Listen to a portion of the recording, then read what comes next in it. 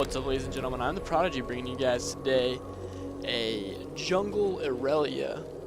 Not so much guide, but more of, you can kind of call it a guide. I'll probably hint on some bigger parts of jungling, because I know I've had a few people on some of my videos ask to do like a general guide of jungling, and I think Irelia would be a really good person to do it on. Welcome to Summoner's Rift. I think Rift. that's kind of loud, so let's just turn all this down real quick, especially since it's all fucking turned up. Holy shit. Fucking LOL replay. Yeah, that's better. I think Irelia would be a very good person to do this guide with, due to the fact that you don't really see too many jungle Irelias. This game was actually really confusing to me due to the fact that I was jungling against a Lulu. Now, I've never seen jungle Lulu, and I know a lot of people, they were talking about it in the comments when I picked it. Not many people have seen jungle Irelia either. So, you know, it's alright. It is what it is. But right here, you see right here that I guess in replay you get to see what the actual conversation says, so I guess that's cool. So right off the beginning, my Vladimir runs right to tower and mid. I don't know if he was trying to get like a little C on what people were starting, but basically, especially like here, a lot of people start boots pots or cloth 5. But that's, I don't know. So I don't really know what you're trying to scout out, especially in games like this. But I start cloth 5 with Irelia because she's not the tankiest. She doesn't have the best attack speed. She doesn't deal the most damage, but she does have, like, with her W, she does have like a natural lifesteal, so it really helps when going to jungle and everything like that. So that's what you kind of got to look for when you like want to find a good jungle. And I honestly think that Irelia has really high potential to become a very popular jungle due to the fact that she has her W, which is a natural lifesteal. She might not have the fastest clear time because she doesn't have so much like area of effect damage, but she has the ability to survive. She can become, she has good sustain, which is a good way to, is a good thing to call it, and whatnot. So right here, basically, I'm just doing the normal route, starting with blue. And when I first started playing Irelia, I didn't really have too many mana problems. But when I really started to learn how to play her and everything like that, from like jumping from low health minion to champion, it really starts to deplete your mana fast. So blue buff is definitely a must for Irelia. And I don't know if I do it here or if I kind of just like got lazy and didn't decide to. But you can basically hop from one minion to another minion, which will really like speed up your clear time. But I didn't even pick it, so don't worry about what I just said there with Irelia.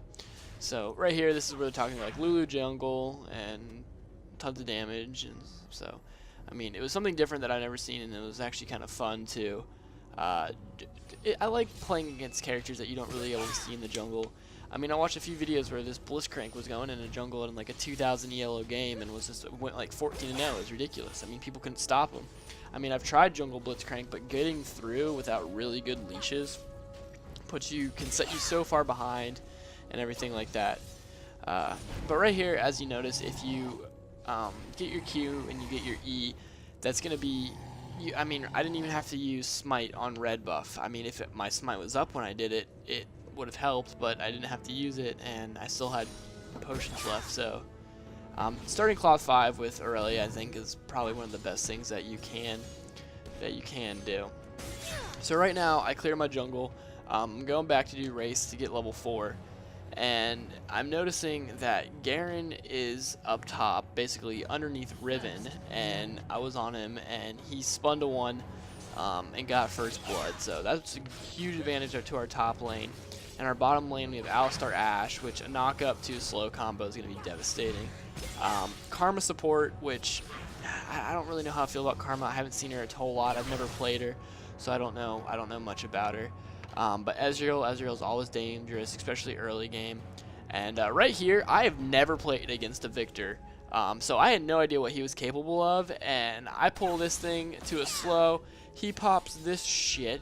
I had no idea that if you walk to the end, you get stunned. He pops his laser on me. I had to burn a flash because I saw Lulu. I had no idea that he was capable of that, and that's just me being lazy and not understanding champion's fullest potentials. But he basically got his like combo off on me, and it basically worked really well. So I guess you kind of got to just say, I kind of guess it's kind of like the Viger ult, but oh well, I didn't know that, now I do, and now I know to be careful. So FYI, it is about 2:30 in the morning right here, and if I sound a little tired, a little bit stuttery, I apologize. I'm gonna try and get through this, but let's see what we can do. Alright, here I cleared my jungle. I'm looking for possible gank tips. The only really possible gank I have right now is top lane, but as soon as I start to head over there, I go, oh, okay, top lane's already getting pushed all the way back, you know, we'll just continue farming. So like, what my goal is like, I'm not a very aggressive ganking jungler. I hate when my teammates are like gank top, and the entire lane's pushed, and I don't know, that's hard for me. I don't know how you expect me to gank top at an early level when the entire lane's pushed. I mean, a level 2 dive under turret, even to a level 4 dive under turret, isn't the smartest thing that can happen. So here I'm seeing if we have any sort of possibility. She starts running towards me. I don't want her to see me. She pushes the lane, and this is when I go in. Come up there, pop the slow, and finish up for a kill top lane. Now I'm really happy that this Garen's a really cool guy, and he was just like, good job, and I was like, thanks, you too. It's like, I don't know, like times like that, I don't know who's gonna get the kill. So I don't really care about kill steals. I play to win. Whoever gets the kill gets the kill. As long as, like, if the support takes the kill from an AD carry, that might be a little bit perturbing. But other than that, get the kill and let's win the game. Here I was gonna go try and counter invade. Lulu comes. I don't know if she was doing her red or if they were giving her red to somebody else, but I knew where she was. I knew where she was in her jungle, and so I decided just to head back into my jungle. Right here, I'm still looking for possible gank attempts. Nothing's really going on at this particular moment in time. Garen, out of that was 2 kills from top lane, ended up getting a tower already within 7 minutes. So we already know that top lane is going to be absolutely devastating. The one thing I don't really understand is, this is where Lulu went wrong, is once Garen and I killed those people, she's got to cover that lane, otherwise that's going to happen. So if you guys are jungling and you see that like your teammate dies or something like that, and there's nothing you can really do about it, and you're like on the other side of the map, start heading up there and start covering their lane, because otherwise it's a quick turret, and that is your job, is to cover that lane until they get back. So still farming. I mean, the first beginning of this game was a very passive game for me. All my lanes were pushed. There was not much I could do. I tried to help out in certain places.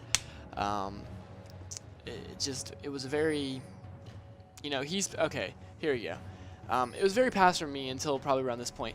This Ashe arrow somehow fucking hits Victor. We go in. I don't want him to die. He's about to die, and we basically, without that jump onto him, whatever his name is, Vladimir never would have gotten that kill. So that was very fucking, like, I even said that. I was like, Ashe, that was sexy. That was one of the most disgusting arrows I've ever seen. That was across the map. Right here, me and Garen catch Riven with her pants down. And it makes me very, very difficult. It's hard for me, because I love Riven with all my heart, to just destroy a Riven like this. Just, it wasn't good. I felt bad. I really did. She's one of my favorite champions. So, as you can tell, I mean, my ganks really early aren't really all that powerful. I'm only running with level 1 boots at this particular moment in time. So the ganks are going to be all that powerful. You really got to be able to know the jungle, know where ward placement is. I mean, that's one of the reasons that I was able to maneuver top lane so much, is that nobody warded. You know, you can tell. Otherwise, they're not going to like push up in that one time that Riven did, and we got that kill on her. You got to ward. You really do. And now that I'm looking at it, we don't even ward, so I'm kind of contradicting myself. I end up buying wards later in the game, and it works. So, as you can tell, lanes are all pushed again. I mean, I could probably go top lane, but I noticed that Garen's going back. He's got to buy.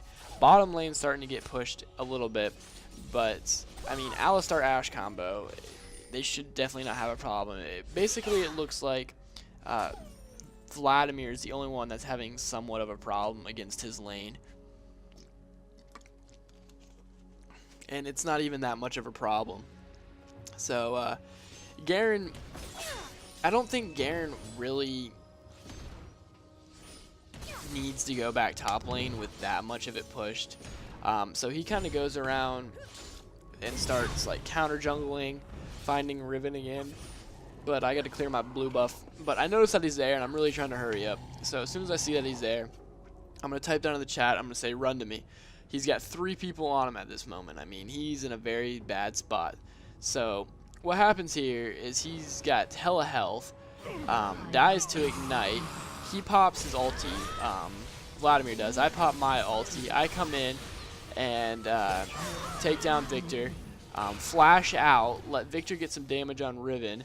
And basically now we're going to come and they're going to focus Vladimir. I'm going to take down Riven. Or I'm going to take down Lulu. I think that with this cooldown, when my E comes back, I'm going to be able to, with like some lifesteal, I'm going to be able to take down Lulu. But she polymorphs me. And then I know at this point there's going to be no way that I'm going to be able to get that kill. So I have to, oh wait, no, I didn't flash into the fight. I queued in the fight.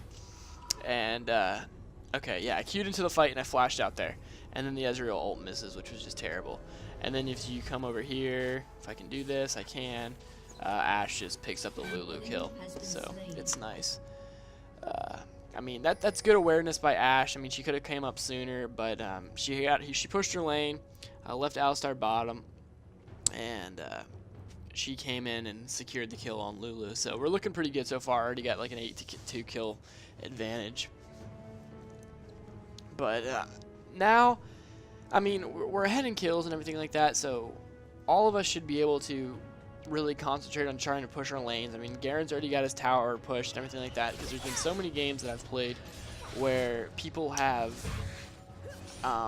we've been destroying them in kills, but they've been grouping us together and taking towers, and we've lost due to tower. I mean, tower's 150 gold to like every single player, as opposed to like a kill, depending on how late in the game it is, depending what that kill's worth, it can only be worth up to like 100 gold for one player. I mean, priorities settle, and you're not going to be able to win the game without taking towers. So we really need to start like pushing lanes and everything like that and getting towers, and that's what we're starting to do now. So here we got a good ping, is Victor's coming down to gank what it looks like Alistar and Ashe. So I'm going to finish up red buff. Whenever shit seems to happen, I'm always doing a buff that I can't leave. You know, you can't just leave a buff. So we come over here. Vladimir comes there, and there's Lulu and Victor getting 2v1 by Vladimir's getting 2v1 by Victor and Lulu. So we come in with another beautiful Ashe arrow, and he gets a double kill. So now we concentrate back on bottom lane, because we got 4 people who can easily take down Karma and an Ezreal, because Ezreal hasn't been doing much. Ashe has been dominating the lane. I have no idea why Karma stopped in that bush. It's to this minute, it still baffles me. So right here, I'm helping Ashe push the lane. My goal is to take this tower. So with the 3 of us, there's no problem. 3 of us and Alistar and Ashe, we're gonna fucking dive this bitch. You know, it's what's gonna happen. Here comes the knock up, and I escape with plenty of health. So, I mean, with that, I'm at 1,700 gold. I'm really gonna still help push this tower. As you can tell, the only reason I stayed here is to get to level 9 and then I leave. I just want another level before I go back. So, you know, that was a very good play. Basically, we won that fight, what, 4-1? I don't even know if they got a kill, 4-0. And Riven was top the whole time, so that was a very successful play for us. So let's talk about the build a little bit like that. As you can tell, I started off with cloth 5, so I already have cloth armor starting out with. From there, I went to boots to help with my gank, and from boots, I went to phage. Phage is really gonna help in like chasing people down. You get that 25% to slow their movement speed. And with the Q and the E and the W all mixed in together, you're going to be able to chase some enemies down, especially with a phage. The phage just pretty much secures the kill. Excuse me. From there, I went into a Giant's Belt. The reason I went into a Giant's Belt is I have the intentions of going directly into a Frozen Mallet. But what the fuck is this attempting to reconnect bullshit? So, going into... whatever the fuck it's called. A frozen mallet seemed good at the time. It gave me that ability to really chase down, and a little bit extra health, a little bit extra damage, and you never can go wrong for that. But then I decided that I'm actually I'm perfectly fine tanky. I'm not really taking all that much damage. We're just gonna go for a little bit more damage at him. I'm gonna start building into my Trinity Force. So I started working on my Zeal. Got my, I think they're called like Berserker Greaves. No, that's the boots. Brawler's Gloves. Whatever. I don't know what the heck that attempting to reconnect is, guys. It always happens in replay, so I apologize for that, but it seems to be going away. So, I start working into my Zeal for my, whatever you want to call it, Trinity Force, and that's always a good thing to have on Irelia. It gives you mana, it gives you attack speed. And right here, as you can tell, I mean, the only move I had was my E, and I really wanted my Q, so I took the long way around just so that I could have my cooldowns if she was going to push. But Riven pushes back at Ashe, which I did not expect, and starts heading away from me. I flash towards in and start ulting, and I mean, I guess that was my fault. I could have came right at her, but then I think that it pushed her way too far to the turret, and especially with her E and her Q, she would have been able to get away easily.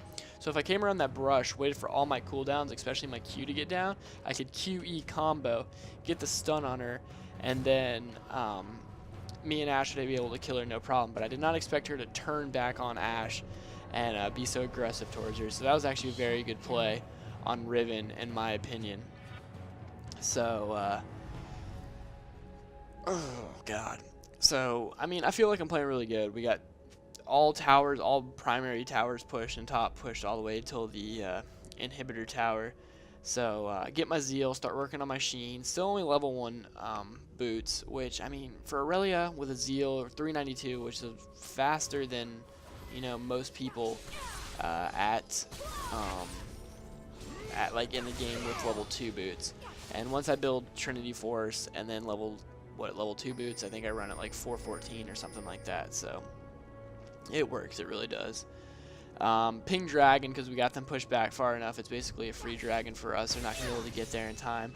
So I thought, because I started doing this alone, then Garen and Ashe come in and help. And I apologize once again, and everything works out fine. If any of you guys know what this attempting to reconnect means, please let me know, because it's irritating me quite profusely. So we get Dragon, and we decide that, I don't really remember what we decided to do. I think we're just going to try and push mid. Right here, I don't think I'm paying attention, and I run right into Riven. Yeah, I wasn't even paying attention. I just kind of clicked there and was wandering around the map, and I was like, oh shit, that's Riven. Riven has her ult popped, so that's really making me scared. But the reason she didn't want to chase me is because they have no idea where we're at. I mean, she doesn't know where Garen's at. She doesn't know where Alistar's at. I mean, I could be running right into one of those. So that was actually a smart move on her, like, play, like, not to chase me, because you never know like who's running towards me to help me, which would have been good for them if they had wards. As you can tell, as we're starting to ward their jungle, river in front of Baron, and so on and so forth. So, wards really do help. And it makes you know where people are. I mean, if she had Dragon warded, they'd have known that we were doing Dragon. They could have closed in on us. If they would have been able to win a team fight, I highly doubt with how fed we are. If she had Dragon warded again, she'd be able to know if like Alistar or somebody was there. But right here, we're diving turret for a kill on Ezreal and Karma. So I start concentrating on tower here. I didn't think we were really going to push in all that far, but we ended up doing, so I let go of tower and start helping. Me and Garen get tower right here and continue our push. Garen's getting pretty low. I definitely think that he should back, but we got 5 of us. I don't know what in that ridiculous right mind would make him want to do some sort of engagement towards us, even though he's under tower. That doesn't do anything. I mean, 5-on-1, you're not going to win under tower, guys. I hate to break it to you. Some way you're going to get caught, some way you're going to get CC'd, and it's just not going to work out. So I'm heading back. gonna finish my Trinity Force, I believe. I think I can get it directly. Yep, get it directly. And I think then I buy Ninja Tabbies just to get level 2 boots, and then I start working on another phage to go for a Frozen Mallet. So, I mean, I'm running at 100 armor, 2300 health, and 139 attack damage. So I'm pretty good at sustain, and I'm feeling pretty confident. And this attempting to reconnect thing is really pissing me off. Irritating. So now I see that my teammates are in. I actually don't even know what happened over here. I want to see this. My teammates are in hell over here at blue buff, and I did not know that at all. Well, I did know that, but I had no intentions of running in an engagement over there, especially with like Vladimir down and Alistar not being able to do that much damage. Ash would have came, probably got there at the same time, and we probably could have won the fight. But here goes Ash status. So Ash has got a double kill. Alright. Ash pulls off the triple kill. I apologize. Sees her right there. Ash is super low health if you look to the left side of the screen because the health bars aren't showing up. Tries to go for the quadra kill and gets greedy and ends up not being able to get the pentakill. She tried so hard and got so far. I even said that. I was like greedy. But oh well, you know, pentakills completely overrated. They're like exterminations in Halo and Moabs in Call of Duty, and it's people are gonna get them. They're successful when they get them, but you honestly have to admit, like, the harder you try, the less chance you have of actually being able to get one. So, you know, if they come to you, just play your game, and I'm sure people will eventually get one.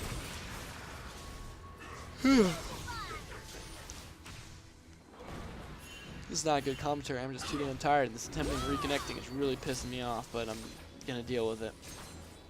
Right here, try to get a little bit of damage on the tower.